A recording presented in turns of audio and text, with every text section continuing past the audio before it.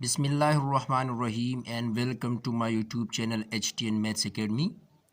انشاءاللہ آج کی کلاس میں ہم KPPSC SST maths physics zone 1 اور زون 2 ٹیسٹ میں جو اردو اسلامیات کے MCQs آئے تھے یہاں پر ڈسکس کریں گے۔ انشاءاللہ باقی سبجیکٹس کے بھی انشاءاللہ اسی طرح الگ الگ ویڈیوز بناؤں گا، تو ویڈیو کو لاسٹ تک واچ کرنا ہے اور چینل کو ضرور سبسکرائب کریں۔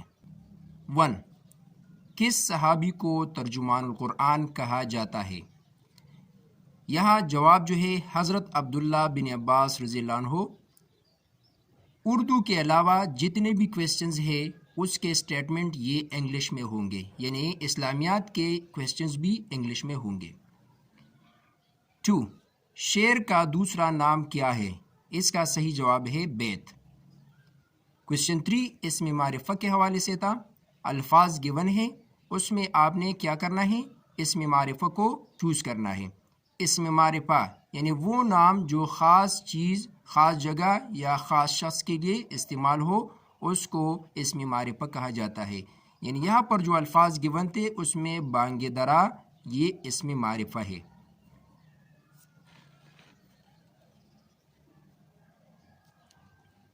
5. خوش الحان کے معنی ہے؟ خوش الحان کا کیا معنی ہے؟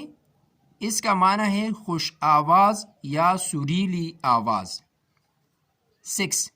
ضعیف حدیث کسے کہتے ہیں؟ کمزور۔ ضعیف کا معنی ہے کمزور۔ اور 7. آئینے میں بال آنا، اس محاورے کا مطلب ہے شک پیدا ہونا، شک پیدا ہونا۔ 8. اس میں نکرہ کی مثال ہے۔ الفاظ گیون ہیں، 4 الفاظ گیون ہیں، اس میں شہر یہ اسم نکرہ ہے۔ اسم نکرہ عام نام کو کہتے ہیں۔ 9. گھوڑے پر سوار کے پیچھے بیٹھنے والے آدمی کا لغوی معنی ہے ردیف۔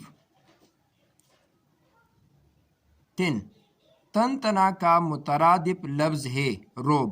پیپر میں روب گیون تھا، اس کا معنی شور بھی ہو سکتا ہے یا مترادف اور شہرت بھی ہو سکتا ہے۔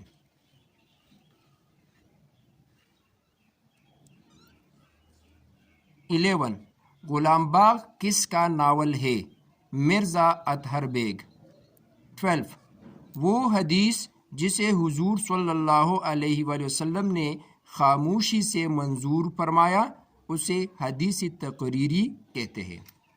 یا جو اسٹیٹمنٹ گیون تھا پیپر میں وہ اس طرح تھا، حدیث verified through the prophet peace be upon him, approval تقریر انڈیکیٹس۔ تو اس کا جو آنسر تھا ٹیسٹ پرمیشن۔ ٹیسٹ مین خاموش، پرمیشن مین منظوری۔ 13. یہ ایک محاورہ ہے، آنے والے ٹیسٹ میں اس کا امکان ہے۔ اللہ دے اور بندہ لے، اس محاورہ کا مطلب شک دور ہونا ہے۔ انشاءاللہ اس کے بعد باقی سبجیکٹس کے اسی طرح ویڈیوز بناؤں گا، آپ کے ساتھ شیئر کروں گا۔ اگر ویڈیو اچھی لگے تو ویڈیو کو لائک کرے، چینل کو سبسکرائب کرے اور اس ویڈیو کو اپنے دوستوں کے ساتھ ضرور شیئر کریں۔ اللہ حافظ۔